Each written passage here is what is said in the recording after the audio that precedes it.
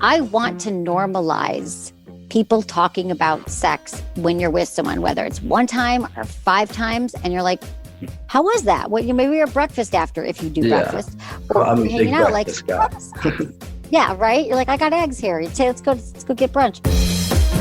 You're listening to Sex with Emily. I'm Dr. Emily, and I'm here to help you prioritize your pleasure and liberate the conversation around sex. So what do you wish you knew about pleasure when you were younger? Maybe it's how to please yourself. I wish I knew that. Or the signs of sexual incompatibility. Or maybe you just need permission to break up. I answer your questions all about sex in college, from making casual hookups more stimulating to embracing queerness in heteronormative spaces to simply finding your people. I give the advice we all wish we could tell our younger selves. I also asked for your hottest college sex stories, and you absolutely understood the assignment. All this and more on today's Best of show. Intentions with Emily. For each episode, I want to start off by setting an intention for the show, and I encourage you to do the same. My intention is to tell you what I wish my younger self knew about sex. But even if you graduated from college years ago, this advice can help anyone navigating sexual unknowns to be more confident with their pleasure. Please rate and review Sex with Emily wherever you listen to the show. My new article, A Submissive's Guide to Being Dominant, is up at sexwithemily.com. Check out my YouTube channel, social media, and TikTok. It's all at Sex with Emily for more sex tips and advice. If you want to ask me questions, leave me your questions or message me at sexwithemily.com/assemily or call my hotline, 559-TALK-SEX or 559-825-5739. Always include your name, your age, where you live, and how you listen to the show. And it's totally cool to change your name or choose to remain anonymous. Today's show is presented by Promescent. I'll tell you more of why I'm such a fan of their quality products at the end of this show, so stick around. All right, everyone, enjoy this episode.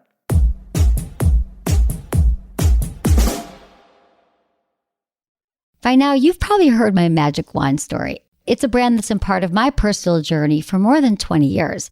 But no matter how many times I sing Magic Wand's praises, I'll never be able to fully capture the story of this incredible brand. Well, now journalist and author Kate Sloan just completed a limited audio series documenting the history and impact that Magic Wand has created over the last 56 years. It's called Making Magic.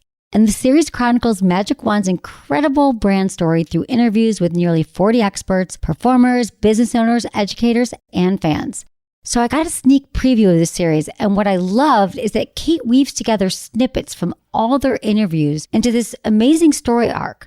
She covers Magic Wand's journey from appliance store massager to its legendary influence on culture and sexual independence, and it's all just fascinating. The first episodes of Making Magic are available now at makingmagicseries.com or on all popular podcast platforms. Just search for Making Magic or visit makingmagicseries.com today.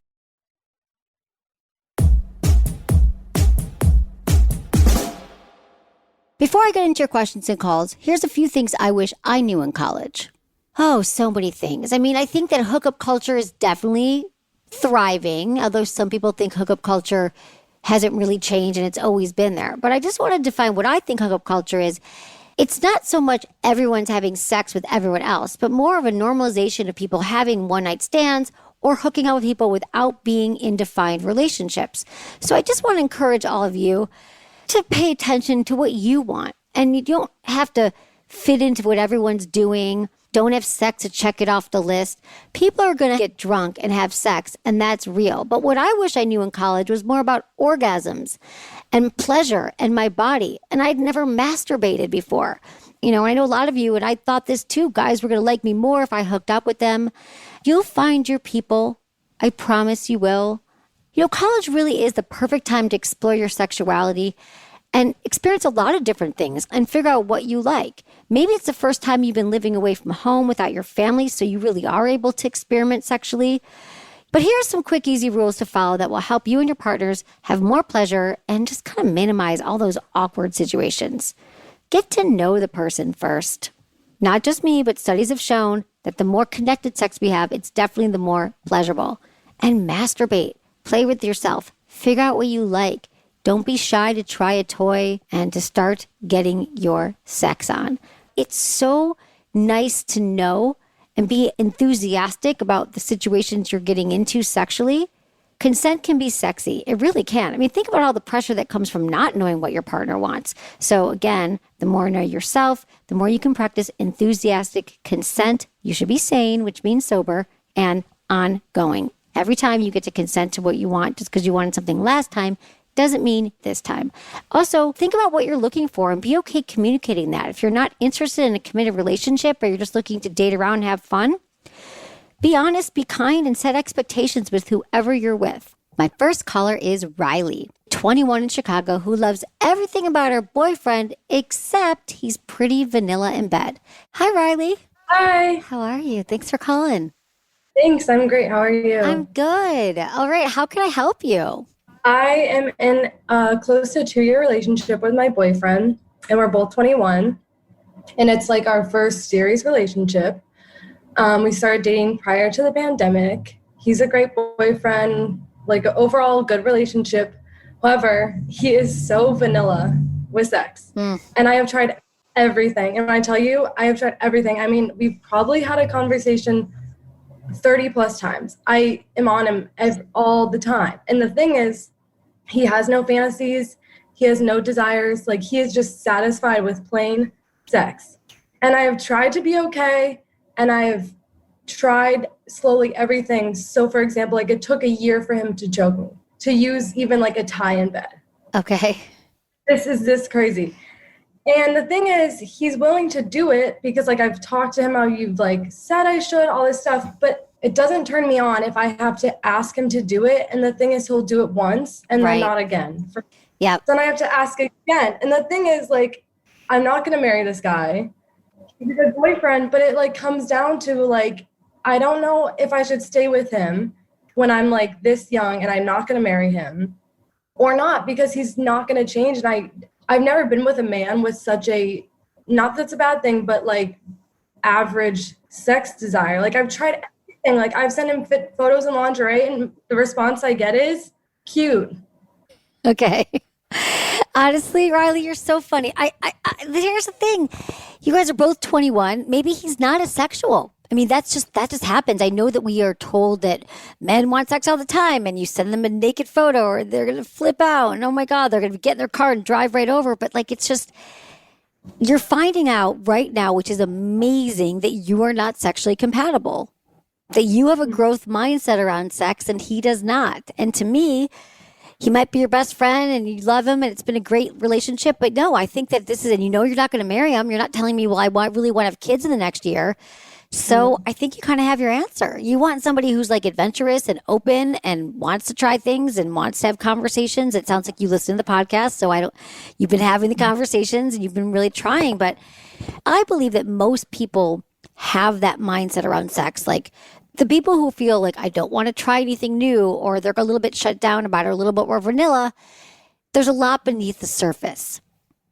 Could be the way he was raised in a religious home. He could have been shamed for something sexually growing up. We just don't know. And so he'd have to go in and do his work, and he'd have to want to change. And then he'd have to go into therapy and unpack it, which I believe is everyone should go on that path. If you don't go on it now, you're going to go on it later. So what I love is that you're 21 and you're figuring this out. So no, I say you have your answer. And I don't think it's just about the sex. There's probably other ways, right? And the other things in the relationship too that just... Yeah, I think I'm just so comfortable with him. And I tried to break up with him, but it is hard because he is good. My family loves him.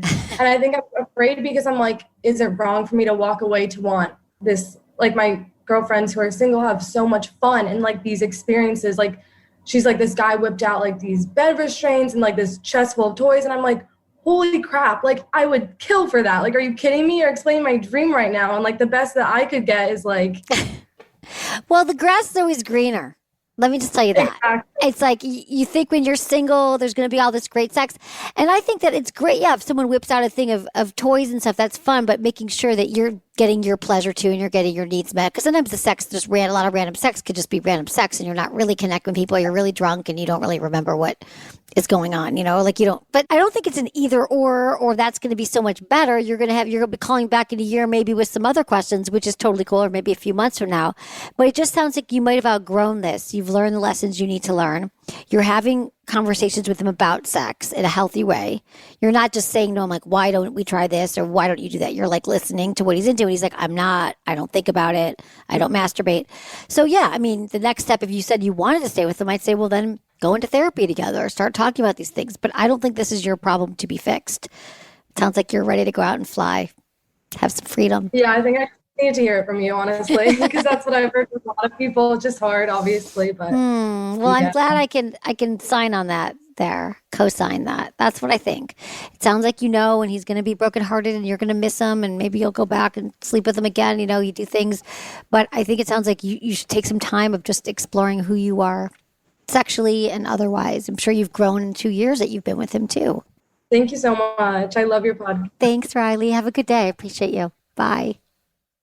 When you get to a point where your partner just says no, like I'm not into sex or I'm not into talking about sex or I'm not into talking about our relationship, if you're someone who's trying to have a conversation with somebody that you want to build something with and they just shut you down and they're not willing to open and up and discuss, to share and to grow, I mean, how much work do you want to do on it? Now, I get once you're married and have kids and you're parenting together, there's a lot more at stake, but in your 20s or 30s or whenever you find 40s, if you're just on a path right now to find a partner and they are already saying, I don't want to talk about it, I'm not going to invest in sex, I'm not going to invest in conversations, well, you have your answers right there.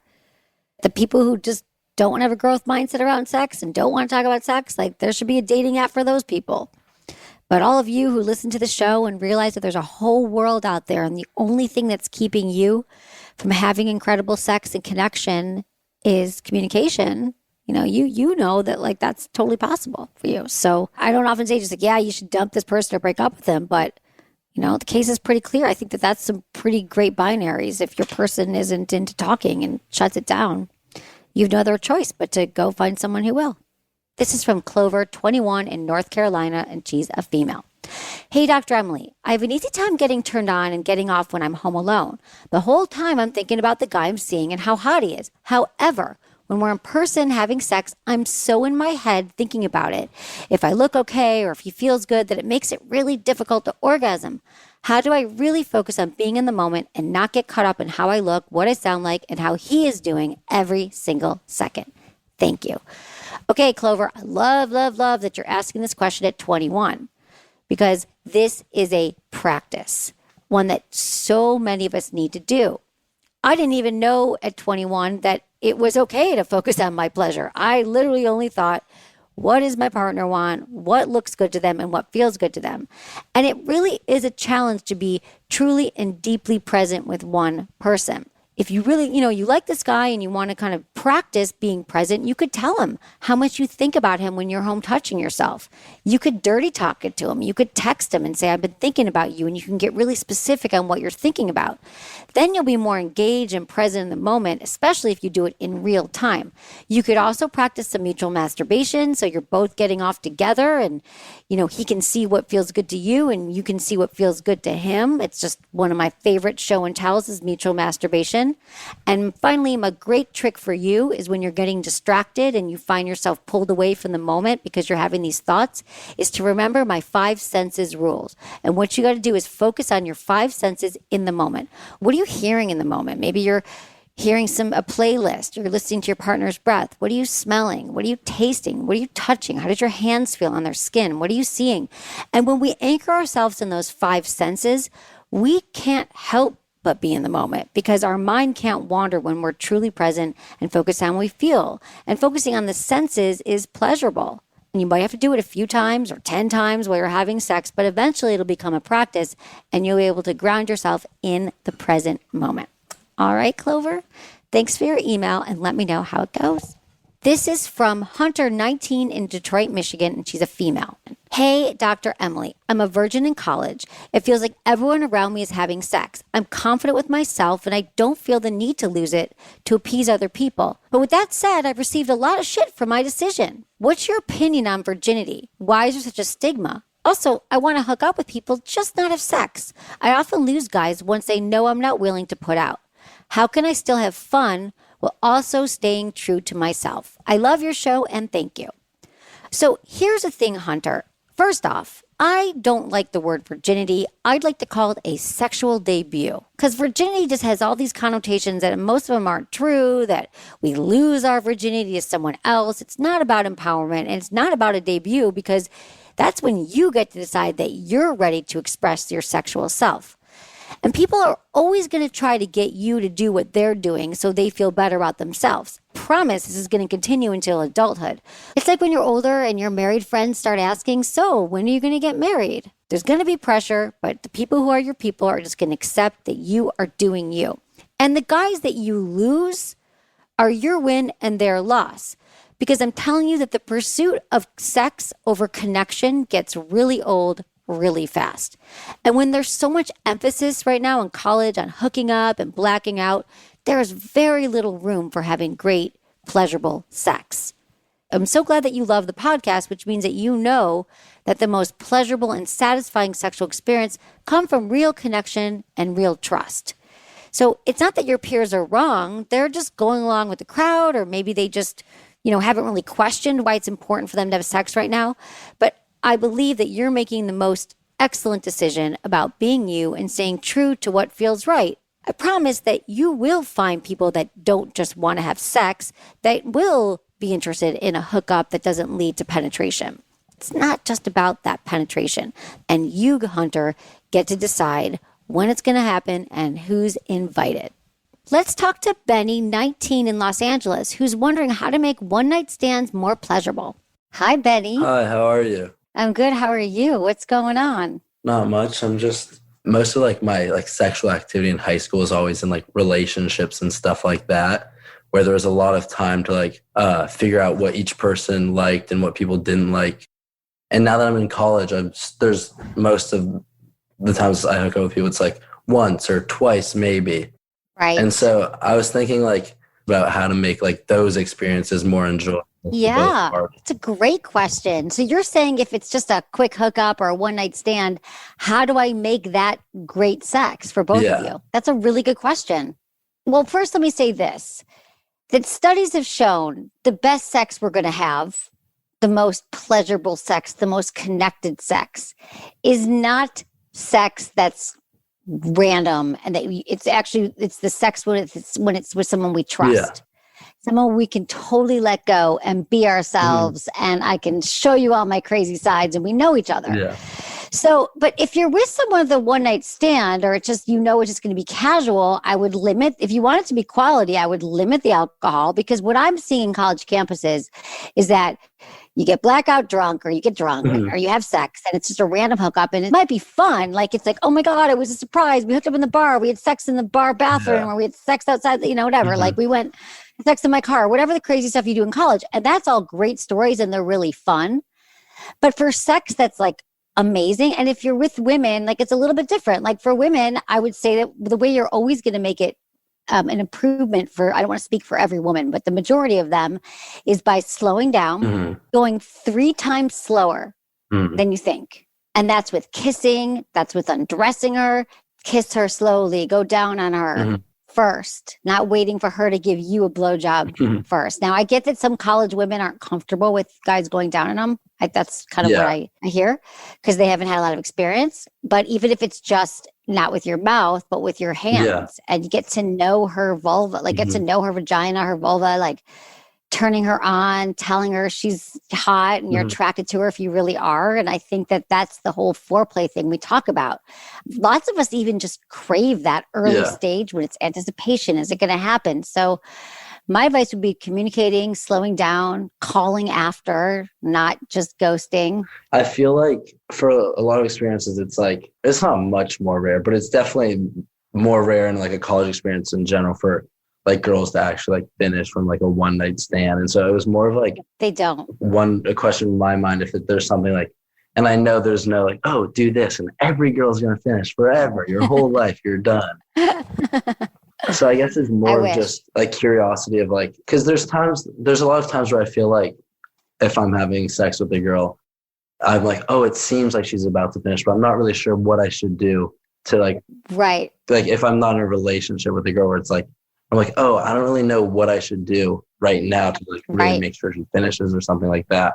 And so I Yeah. wasn't sure if there's any like, There's no great tip. Every woman's different, but I would say the longer you can focus on her pleasure, mhm, whether it's with your fingers or your hands or your mouth, mhm, and asking her what she's into and what she likes, I think that's how you know, because every woman's different.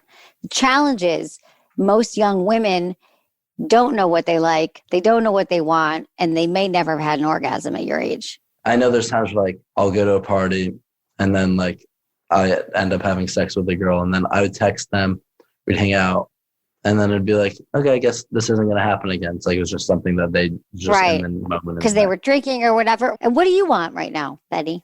It's very clear to me that like when I'm happiest and when the sex is the best and like the connection is the best is when I'm with the same person for a long. Yeah. No, and I think that that's exactly how we opened this, is that that's the case for the majority of people. Yeah. Is that if you want to have like depth and you want to have a really connected sex that's hot and you know each other's vibes and bodies, Yeah. it's going to take a little bit while. You don't just like walk in and know someone. So there's no like magic moves, I can tell you. I can say though, if you're doing something and it looks like it feels good in the moment, if it's working and she's like, that feels good, or don't stop, keep doing that. Okay. So it's not like, that's just it's like one of those things where it's like, if it looks like it's feeling good, whatever you're doing, like don't go hard or don't go fast. Like just, don't go hard. Yes. So she says, don't stop. It's like, don't move, don't change, don't do anything. Exactly don't get into that. Yeah. Okay. But I have to say that I love that you're so thoughtful and that you're asking these questions, because I think that many, again, though, you're in a difficult place because I think a lot of women haven't done that work yet to figure themselves out. But I think if you like pay attention and you're present and you maybe limit your drinking just to a little bit so you can remember shit. But I mean, the main thing that I can tell you, and I tell this to people of all ages, like it's communication, it's paying attention, it's just being, I think like being a good lover is actually paying attention and that you're both really invested in each other's pleasure. Yeah. Communication's huge. What I'm trying to start, and you can help me now because you're in college and this is where I wanted to start. I want to normalize people talking about sex when you're with someone, whether it's one time or 5 times, and you're like, how was that? What, maybe you're breakfast after if you do breakfast. Or I'm a big breakfast guy. Yeah, right. You're like, I got eggs here. You'd say, let's go get brunch. But I think it's just like, so what? How was it? Like, it was really hot. So I want to ask you a question. It seemed like you were really turned on. It seemed like you were about to have an orgasm. Is that true? Have you orgasmed? Have you masturbated? And I know this sounds like they might not be ready for that. I'll bet you might be the first guy that asked them. But I tell all my listeners to do this because, like, why can't we talk about it, right? There's been times where I know the sex was like better in the moment. So it's like, I'm more comfortable to do that. But I feel like it's almost more important when I feel like, oh, that wasn't great. But like, let's see how we can improve that. Like I can ask. That's when it's like a better time to ask. Exactly. But it's all great. It's all great to ask. Like if it wasn't, you could say, okay, I want to be honest. I know it was our first time. I've learned that it's not great the first time. We were drunk or whatever. You seemed uncomfortable. But yeah, was that in that moment, I felt like maybe you were pulling away. Is that right? And then she would just feel like, oh my God, you paid attention and you cared. And that's actually how you're going to learn. I guess there's definitely a lot to be learned too. If it's like, there's times I've had sex where the first time, like girls they were just like, oh, that was so good. Like usually when I have sex, it's really bad, but I don't really ask questions like why, like, or I probably should be like, oh, why are you saying that was great? Yeah. So tell me what was good about it. I say, I just want to know, like, I want to know what made it great. And how fun. And then that's how you become a better lover, because then you're going to take that data to every other person you sleep with. And you're just going to get first of all, you're going to get comfortable talking about sex with your lovers. And you're also going to learn a thing or two. You're not, again, everyone's different. Everyone wants something different, but you might get useful tips, because having sex with a new partner is you kind of pull from all your tools. Like after you have a lot of sex with people over time or relationships, you think your toolbox. You're like, oh, that one time that one woman liked the thing I did with my tongue, or she liked when I kissed her, spanked her. It's like, well, you don't know. So you're just going to be gathering data. And so now just more research and more being present and being a good guy. You seem like you are. All right. Well, that's good. Okay. All right. Well, thanks, Benny. I appreciate you. Yeah. Thanks for calling in. Thank you. Bye, Bye-bye. Benny. Bye. I love Benny's call. Listen, it is never too soon to start learning about sex and communication. I wish I had a boyfriend in college at 19 who was like, how was that for you? Did you like it? What were you into? I might have been encouraged to masturbate a lot quicker and to really think about my sexuality and to think about what I wanted. So I think that this is for everybody, all genders. You should feel comfortable if you're going to have sex with someone and you're naked in a room together. which is a pretty intimate thing to do, should also feel comfortable talking about the sex. And I feel you should do it outside the bedroom when you're at brunch or hanging out again. But I think that it's interesting information to get, to gather, to learn about yourself. It's like performance reviews, but you could think of it as in a positive way, right? Remember, in these reviews, you want to be like, well, you sucked at this or you were bad at that. You try to keep it positive and you try to just keep it light and hear some constructive criticism. I mean, it's such a great opportunity because you're going to learn how to ask for what you want. And you're also going to have the practice of healthy communication. And we're always learning. We're never done learning, whether you're 19 or 39. This is a practice I want everyone to engage in, starting today. After the break, I'll be sharing tips with callers I wish I had when I was their age. So don't go anywhere.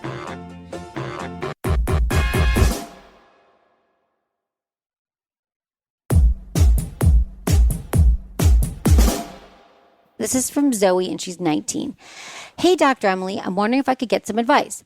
Me and my boyfriend are 19, and we've been together 3 years. We have a healthy relationship with open communication and great sex. However, last night he said he wants to experience other sexual partners, but he doesn't want to lose me. He's never had sex with anyone else, and neither have I. It was a hard conversation to have, but I opened up the possibility of a threesome or group sex.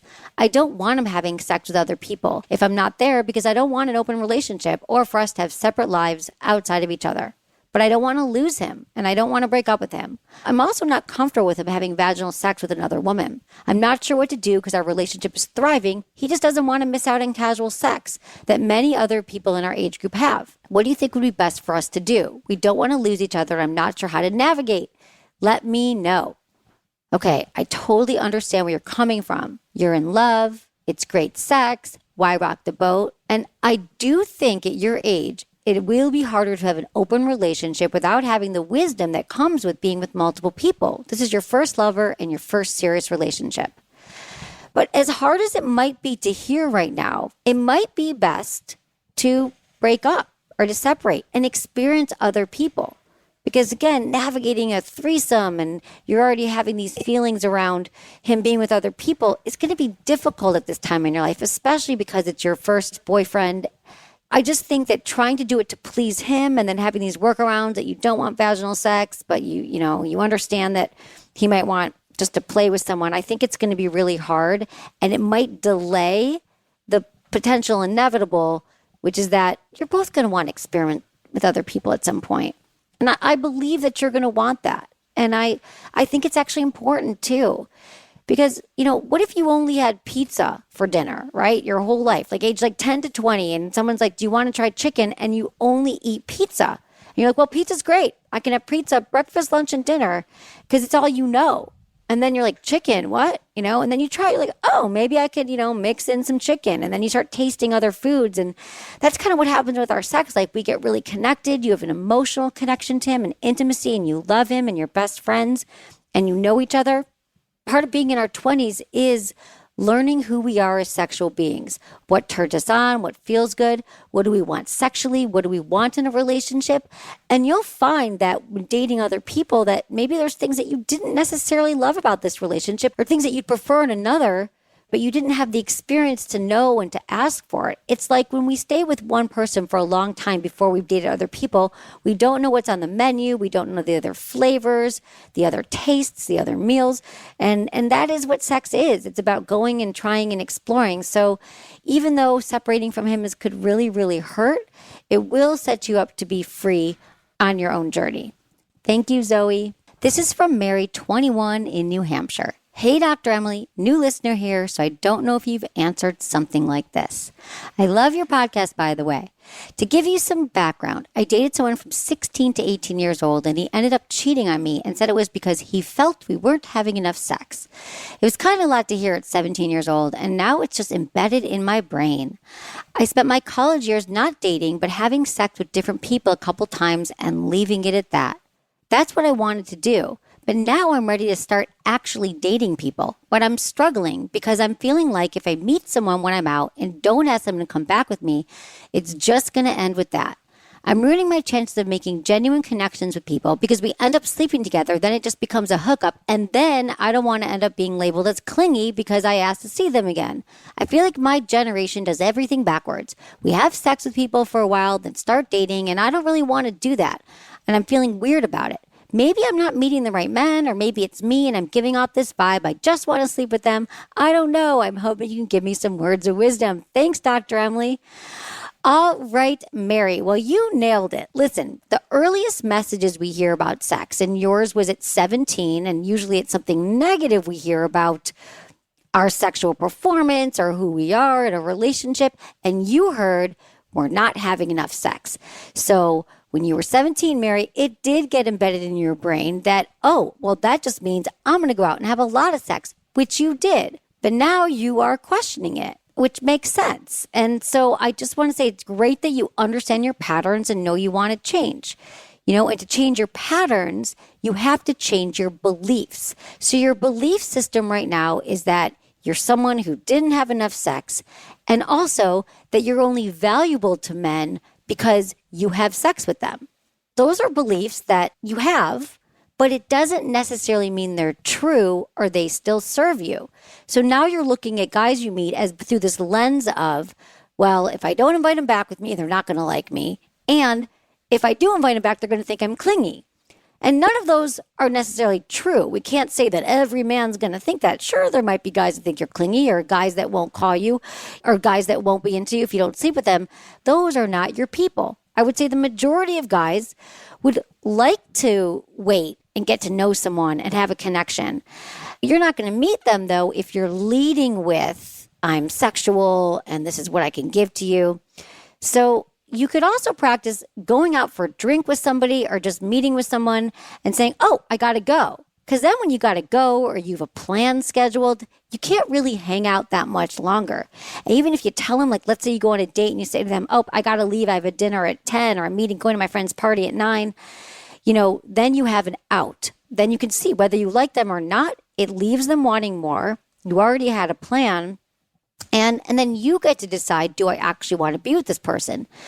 To address your question about, giving off that vibe that you just want to sleep with them, you might be giving off that vibe because it's all you know. So you believe men are attracted to you because they can sleep with you, which means you might be leading with sexual talk or flirtations. So just know that you can still flirt by acting interested, making eye contact, leaning more towards them than away from them, and it will still show them that you're interested in them without, feeling like you have to make out or have sex. There's some great power in anticipation and delaying sex. I think it's just way underrated. But I do believe your generation does feel that we're going to have the sex and figure it out later. And I'm here to tell you another way that, the power of waiting, like I said, waiting till you have sex, just knowing there's a little interest and then letting that build towards the next time is really, really hot.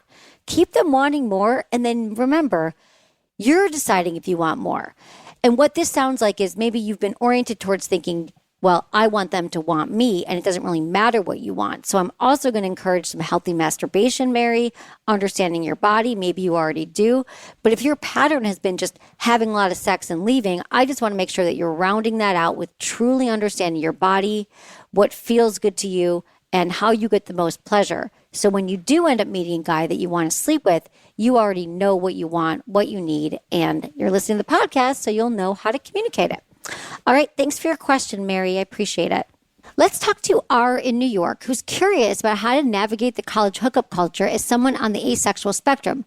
For those of you who don't know, asexuality refers to having a low or no interest in engaging in sexual activity. Hi. Thanks for calling. What's going on? Yeah, so I was interested in talking about how people that identify on the asexual spectrum, as well as people who identify part of the trans asterisk community, can go about finding their place within things like college hookup culture or within such as like a heteronormative, sex-obsessed environment that I have found myself in while being in college. Right. Well, it's such a good question because you're really at the forefront of change right now. This just in the last few years, everything about sexuality has changed now. I think it's because of your generation. So being part of the movement, part of the change is not always that comfortable. But tell me what's been going on. Like, give me a little bit more information. I can see if I can help you. What has it been like there? I would say it's most definitely hard to not only discover if someone is queer, like I'm usually in relatively more conservative leaning environments. So if I were to approach someone, I risk being harassed or being attacked if I'm wrong. Do you think there's any groups on campus, like any queer groups, clubs, things like that, that you will find peers? I was going to say there's two groups that have to do with queer life on campus, and then I'm trying to start a third. Good. I surprisingly haven't really found a lot of people who identify in the LGBTQ community. Right. I guess my main issue is like, as someone who identifies in the asexual spectrum, I know that it's so othered and so invalidated by like media and usually the type of curriculum that individuals are taught, whether it be through sexual education or just through general classes in high school. Yeah. If I am to approach someone, regardless, they don't know what to make of me, which then makes it very difficult to even try to approach someone. I would say really, and this is what I would say to anybody, no matter who they're trying to date, is that it's about finding people that you connect with as friends. And then when you feel safe in that group, that's how you meet other people that you might be interested in, and saying yes to events. And I love that you're going to start your own club or just go to the other ones and see how it feels. Once you're in it, I think you're going to know more what to do, because I understand the fear and I understand hate crimes and all that scares me too. And it's a small school. But I think that you're also getting comfortable in a new environment right now. I just think it's more about finding your tribe. Maybe this won't be the campus where you walk up to people, especially if it's very heteronormative. Gender studies classes, like I just always think I found my people by doing things that I like doing. I found my like-minded people by engaging in activities and events and going places where I like doing things and I felt comfortable. That's how I found the people that I liked. Cool. I guess like the one major thing is we're not really taught about sex education. So not only am I going into a situation blind when it comes to like queer life, I'm also going into a situation blind when it comes to normal, just like sex education. So I guess like one of the main things that I've been struggling with is I don't know the signs of like, I don't know how to flirt. I don't know like the basic signs of like the dating scene in general. Like I don't really have personal experiences with intimacy unless they are platonic. Yeah, I mean, sex education is abysmal.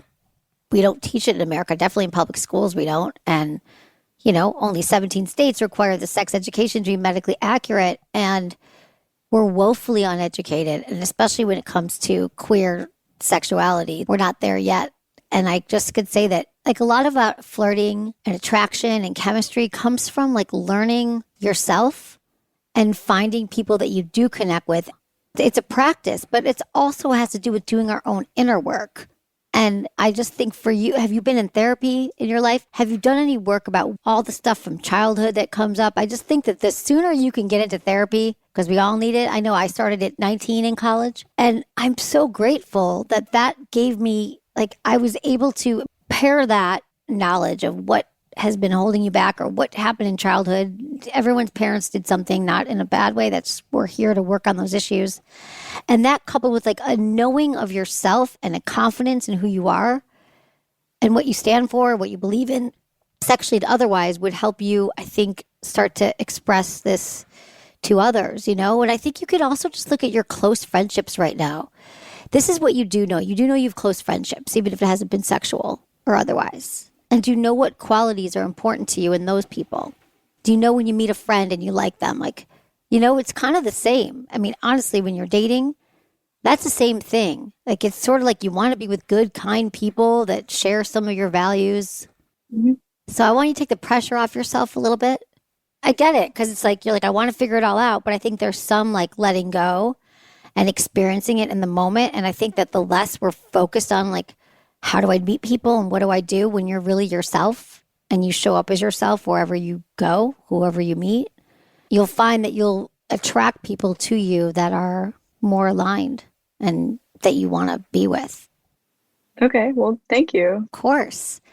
Yeah, thank you for calling in. And I wish I could tell you that there was one place to go, but that's my purpose. I'm trying to provide sex education to everyone. And maybe when in your studies, when you start figuring stuff out for yourself, you can start sharing your knowledge to the world because we need it.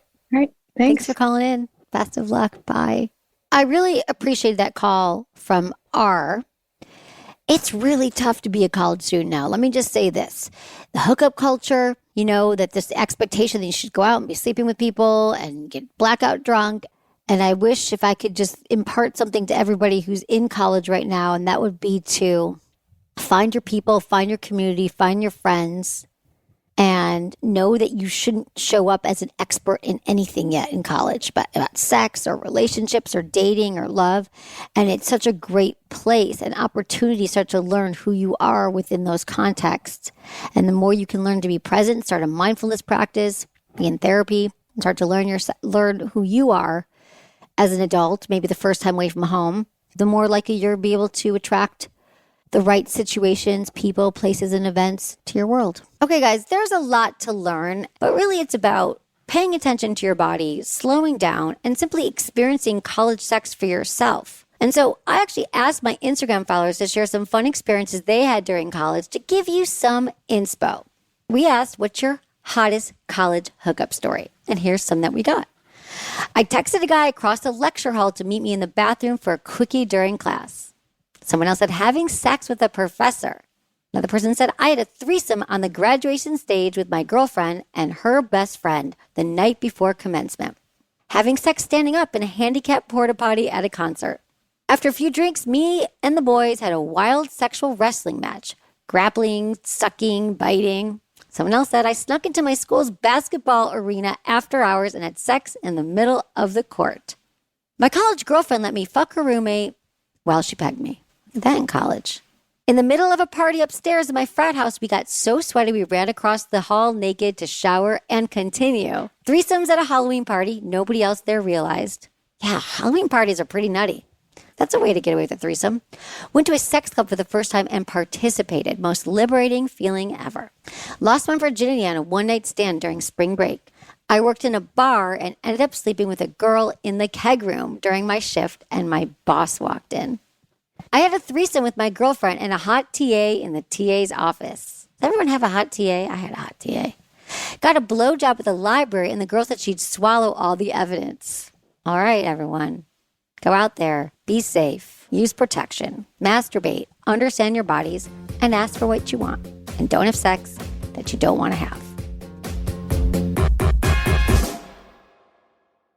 So let me tell you all about Promescent. I've been talking about them for years. Well, first, they're known for their delay spray, which essentially means that if you have a penis, you can last longer in bed using Promescent. And they have a patented target zone technology that quickly absorbs so it doesn't transfer to your partner. Now, listen, we know that women orgasm 30% less frequently than men. So this will also help if you are with a vulva. It helps your partner have more pleasure and close the orgasm gap. They also have arousal gel, which stimulates the clitoris, which is, has so many nerve endings. And essentially, you can just put it on your clitoris, your vulva, apply it to your partner's clitoris or vulva. It's really fun to play with. And this arousal gel means that you'll have gentle, warming sensations. Essentially, it's stimulating blood flow, increasing sensitivity, and feels really good. It's quality, safe ingredients, and you just put a little bit drop on your finger, massage, rub it in the clitoris or on the hood, and you will feel some buzzing and a lot of pleasure. So check out their delay spray, their arousal gel. When you order online, you get free shipping, 60-day money-back guarantee, and discreet delivery. They also have sex toys. So check out their site. It's promescent.com. That's promescent.com. That's it for today's episode. See you on Friday. Thanks for listening to Sex with Emily. Be sure to like, subscribe, and give us a review wherever you listen to the podcast, and share this with a friend or partner. You can find me on YouTube, Instagram, Facebook, and Twitter at Sex with Emily. Oh, I've been told I give really good email. So sign up at sexwithemily.com. And while you're there, check out my free guides and articles for more ways to prioritize your pleasure. If you'd like to ask me about your sex life, dating, or relationships, call my hotline, 559-TALK-SEX. That's 559-825-5739. Or go to sexwithemily.com/askemily. Special thanks to Acast for powering the Sex with Emily podcast. Was it good for you? Email me, feedback@sexwithemily.com.